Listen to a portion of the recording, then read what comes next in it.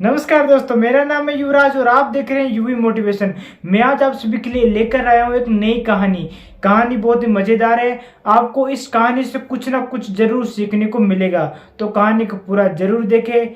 बिना देरी के साथ ये कहानी शुरू करते हैं। एक बार एक व्यक्ति जंगल से होकर अपने गाँव जा रहा था। बहुत दिनों बाद वो गाँव जा रहा था, तो बहुत ही खुश था। अपनी मज़े से गाड़ी चलाते हुए जा रहा था घर गाँव की तरफ। तो वह जंगल से होकर जा रहा था, तो उसकी गाड़ी अचानक एक ब्रिज पर आकर रुक गई।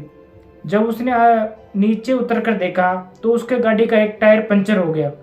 अब उसका जो मज़ा था वो बहुत ही दुख में बदल गया। अब उसको बहुत ही दुख होने लगा कि अब मैं कैसे जाऊंगा गाँव। तो उसने अपनी गाड़ी से स्टेपनी निकाली और टायर के स्क्रू खोलने लग गया।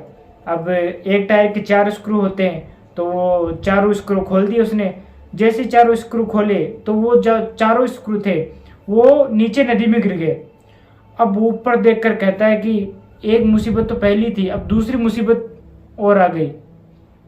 मेरे साथ ही ऐसा होता है, भगवान मेरे साथ ही ऐसा करता है। मेरे जीवन में मुसीबत मुसीबत है। तभी वहां से एक गडरिया निकल रहा था अपनी बकरियों को लेकर। तो उसने व्यक्ति से पूछा कि सर, क्या प्रॉब्लम है आपको, कुछ तकलीफ है? तो उस व्यक्ति ने कहा कि तुम चले जाओ, तुम्हारे बस की बात नहीं है, तुमसे नहीं होगा ये काम। गुस्से से बोला।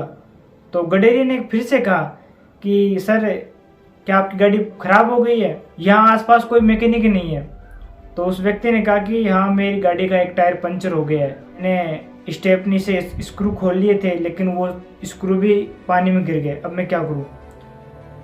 तो गडेरिया ने कहा कि सिंपल सी बात है, तुम्हारी गाड़ी के जो 3 टायर है उनके एक एक स्क्रू खोल लो और इस टायर के लगा दो, प्रॉब्लम सॉल्व हो गई। अब वो व्यक्ति बहुत ही खुश था और आराम से अपने गांव पहुंच गया।